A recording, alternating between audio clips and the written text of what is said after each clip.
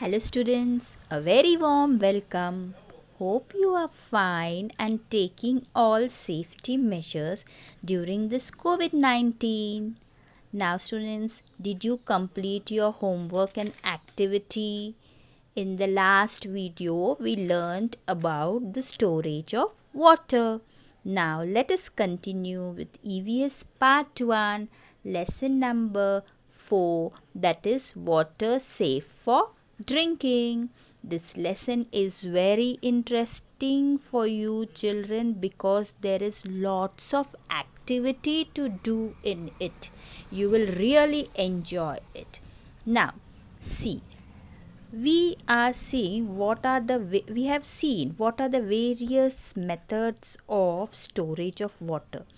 Now we will see how can we obtain clear and transparent water which is suitable for drinking purpose also. Yes or no students?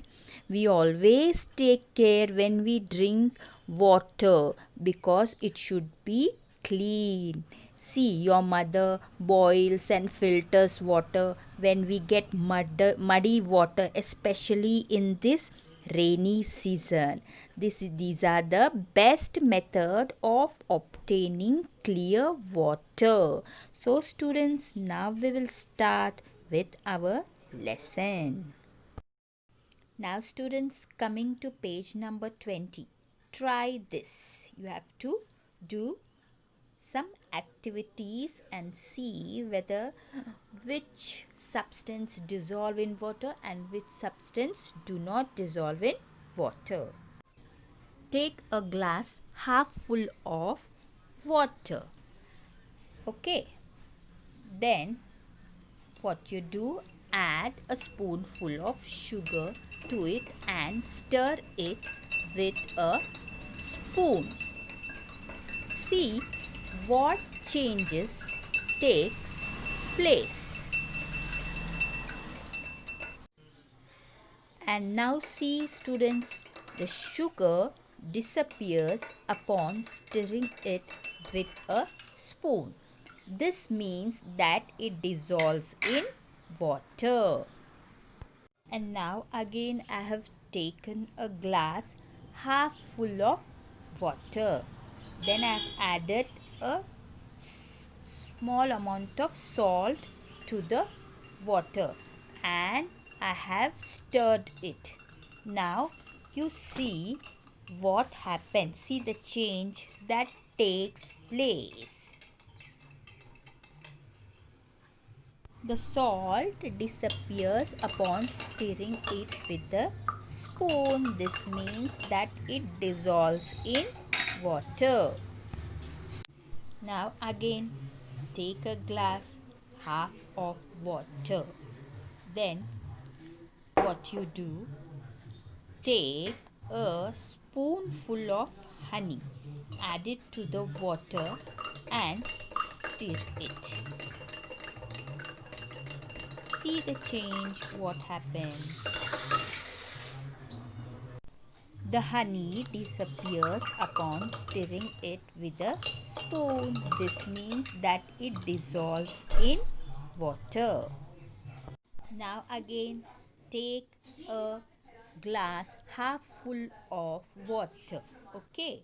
And then what you're going to do, you're going to add a little spoon of wheat flour to the water and you stir it with a spoon. See what change takes place after some time.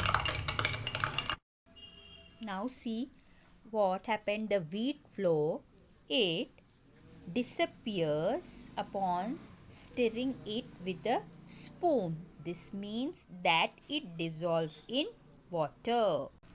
Now again take a half glass of water. Now you add the washing soda to the water and you stir it with a spoon. See what changes takes place. The washing soda disappears upon stirring it with a spoon. This means that it dissolves in water.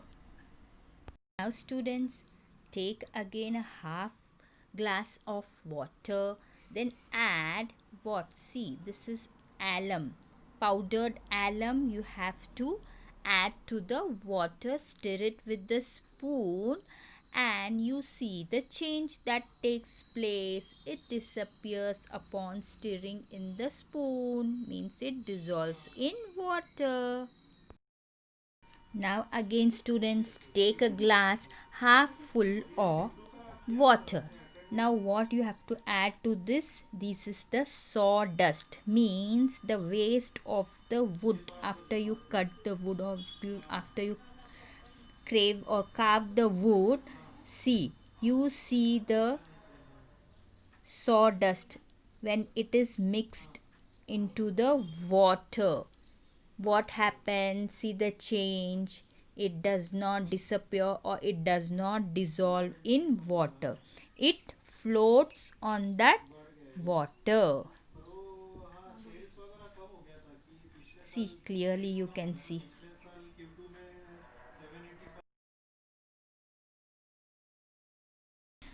Now again take a glass half full of water, add a spoon of turmeric powder to the water, and see what changes takes place. The turmeric powder, what? Does it dissolve? Can you see? Now can you guess? Okay, you guess it students. Now again take a glass half full of water, add a spoon of oil to the glass.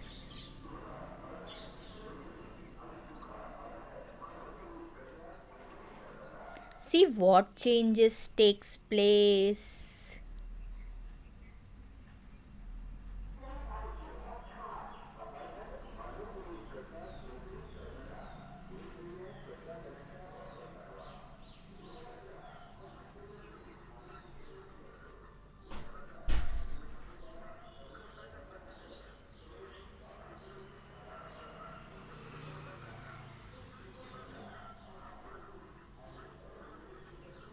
I added a little more oil so that we can see it clearly.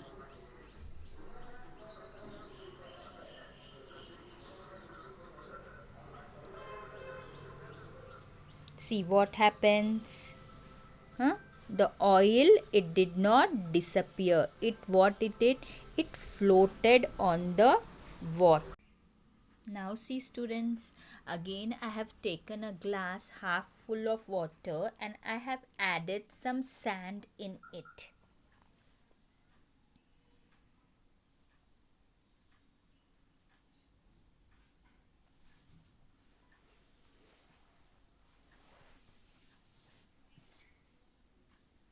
Then see what changes takes place.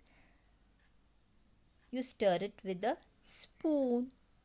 See if the mud, whether it disappears or not in the water. Does it dissolve in the water? Can you see? I don't think it dissolves in water. Now, what I did, I took another jar and I poured the upper layer of the water into the jar. Okay. Then, what did I do? I saw it again.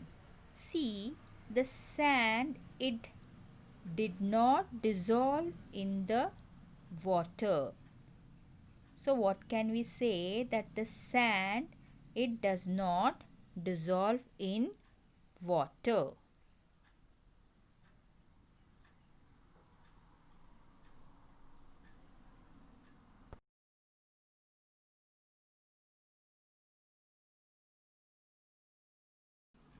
Now students, what do you see from these activities? That sugar, salt, washing soda, alum disappears in the water. They dissolve completely in the water. But sand, sawdust, turmeric powder, oil do not disappear even on stirring. They do not dissolve. And now what does this tell us? It tells that some substance dissolve in water while some substance do not dissolve in water. Now students, we are going to learn a new term, that is solution. So what is a solution? That when a substance dissolves in water, a mixture of that substance and water is formed. This mixture is called the solution of that substance. Now see students, see, if someone gets loose motions, we give them a solution of salt and sugar to drink. This solution is called ORS, or oral rehydration solution. This solution is made by dissolving certain amount of salt and sugar in water. ORS is given to the patient suffering from loose motions or vomiting. Some other medicines may also be given through saline. A patient in a hospital is sometimes put on a saline, that is on a solution of salt in water.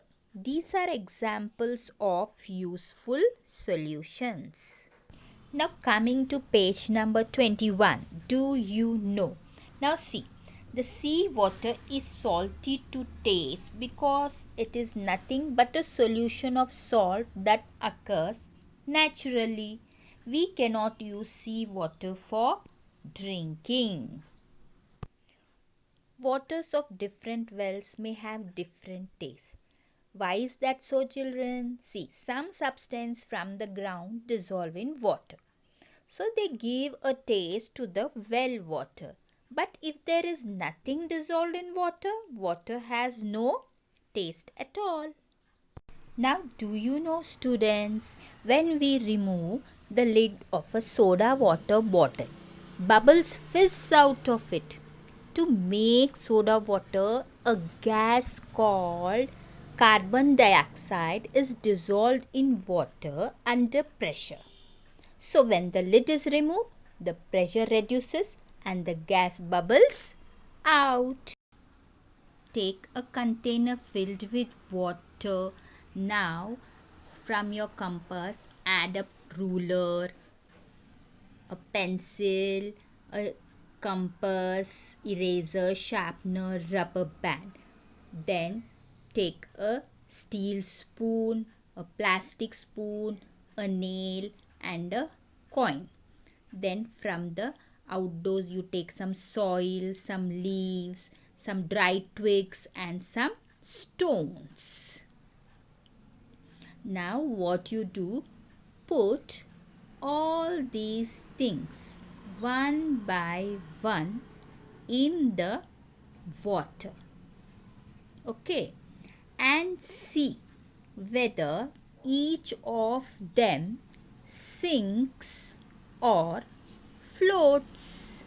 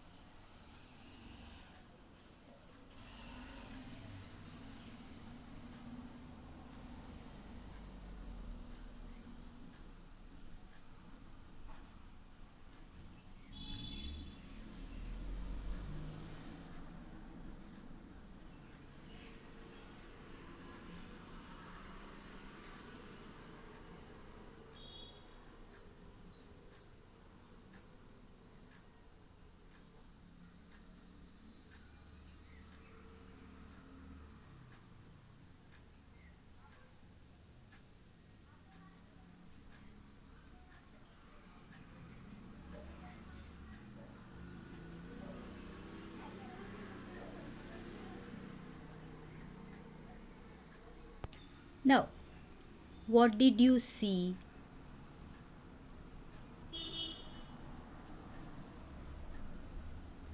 See, I've added some soil also. Now, what do we see? Eraser, sharpener, steel, spoon, nails, screw, stones, coins, the compass, and the soil sink in the water while the other things float. What does this tell us? That it tells us some things float on water while some things sink in it. The things that float are lighter than water. The things that sink are heavier than water. See the things that have sunk down. Can you see? Now try this. Take some muddy water in a big beaker. If you do not find muddy water, then make some by adding some soil, pieces of dry twigs, straw leaves, etc. to this water.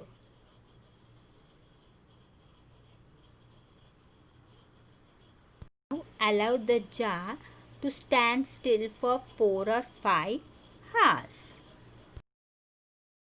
Now what do you see, students? See, the particles of the soil sink in the water and form a layer at the bottom. But you see the twigs and other rubbish float on the water. Like it takes a long time for settling at the bottom of the water. See, or can you see now? How the twigs and the other rubbish, leaves and all, they are floating, and see the soil how it has sinked down at the bottom. Now see, without disturbing the sediment, pour the water above into 2 small beakers or 2 small bowls. Even though this water appears much cleaner than before, there are still some fine particles of soil and some rubbish floating in it. Okay, now carry out the following experiments using these 2 beakers. You label them 1 and 2. Now see what I have done. I have taken the water from the bowl and transferred it to that beaker. Now what I am going to do, I am going to take a piece of alum and swirl it once in the water in the first beaker. Now leave this beaker undisturbed for 2 or 3 hours. What do you see? The particles floating in water slowly settle to the bottom, and the water in the upper parts become transparent. The twigs and the straw will keep floating on the water. Swirling alum in water helps the soil particles in muddy water to settle down. See how clearly you can see the muddy water which has been settled down, and the other particles, they are floating on the water. Now we are going to take the second beaker, and now we are going to take a glass, then a stainer. Okay, we'll place the tea stainer on the glass. Now what you do, fold a piece of fine cloth into 4 layers. 1, 2, 3, and the 4th layers. Now what you do, make it moist, means you wet it. Okay. and what you do, you spread it over the strainer. Okay, and now what you do, pour the water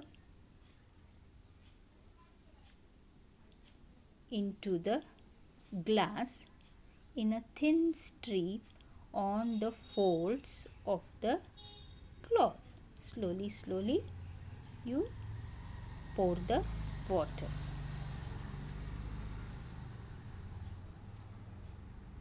What will you see? The rubbish and the soil particles remain on the cloth. The water collects in the beaker below. It looks transparent. What does this tell us? We strain muddy water. It helps to make it clean. This is filtration. Now students, we are going to learn about a new term, that is potable water. Potable water means water that is safe for drinking.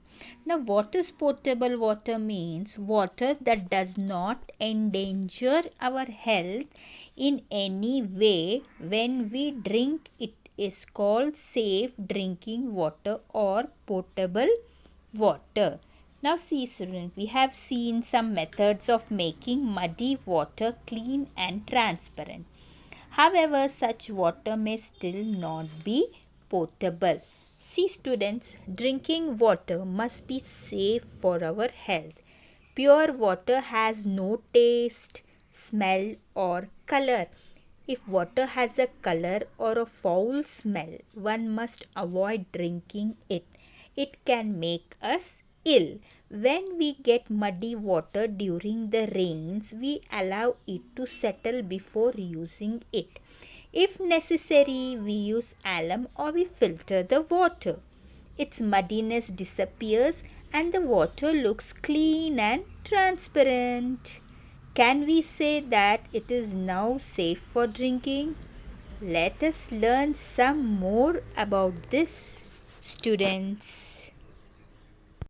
Now students, see page number 23. Can you tell? The first one. In the rainy season, the water of rivers and streams becomes muddy. Why do we not drink that water? See, during rainy season, what happens? The water of rivers and stream carry lots of soil particles with them. So the rain mixes soil from nearby areas in water sources. There may be disease causing germs also in such water. Many outbreaks of disease are caused due to drinking such water. Therefore, we will not drink such water. Then the second one, when on an excursion. Excursion means what? Picnic. If you find that the water of a spring or well there has a bad smell, would you drink it? Now see, the water that has a bad smell is not potable. That is, it's not safe for drinking. It can cause harm to the health.